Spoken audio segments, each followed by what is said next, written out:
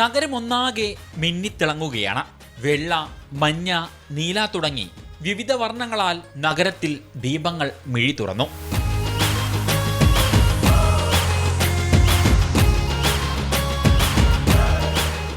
കോഴിക്കോട് ആദ്യമായിട്ടാണ് ഇവിടെ പഠിക്കുകയാണ്. അപ്പോൾ ആദ്യമായിട്ട് ഇത് കാണണേ, നല്ല രസമുണ്ട് കാണാനായിട്ട്. രസമുണ്ട് കാണാൻ.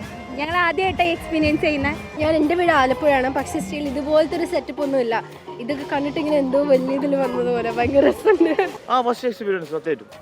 ഞാനും ഇവനും വെറുതെ അങ്ങനെ ലേറ്റ് കണ്ടപ്പോൾ ഒന്ന് കയറി നോക്കിയതാണ്. എന്തായാലും രസമുണ്ട്. ചെറിയ മുതലായി. ഞാൻ അവിടെ അടുത്ത് തന്നെ വർക്ക് ചെയ്യണം. അപ്പം നമ്മളിങ്ങനെ അറിയാലോ ഇതിനെ പറ്റിയിട്ടൊക്കെ. അപ്പോൾ ഉദ്ഘാടനം ഒന്ന് വന്ന് നോക്കാൻ വിചാരിച്ച്. അപ്പോൾ കയറിയതിൻ്റെ സാധനം ഉണ്ട്. ഉയർന്ന കമാനാകൃതിയിലുള്ള നടപ്പാത സൃഷ്ടിക്കുന്ന ടണൽ ഓഫ് ലൈറ്റ്സ്, ചുവപ്പ്, സ്വർണ്ണ നിറങ്ങളിലുള്ള ദി ജയന്റ് ഡ്രാഗൺ എന്നിവ ലൈറ്റ് ഷോയിലെ മുഖ്യ ആകർഷണങ്ങളാണ്.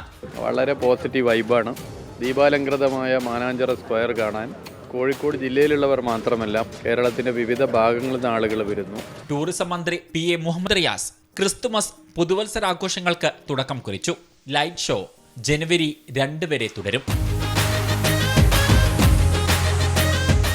കോഴിക്കോട് നഗരം ദീപാലങ്കൃതമായതോടെ കോഴിക്കോട് ക്രിസ്മസ് ന്യൂ ഇയർ ഓണായി. ഇനി ആഘോഷങ്ങളുടെ ദിനങ്ങളാണ്.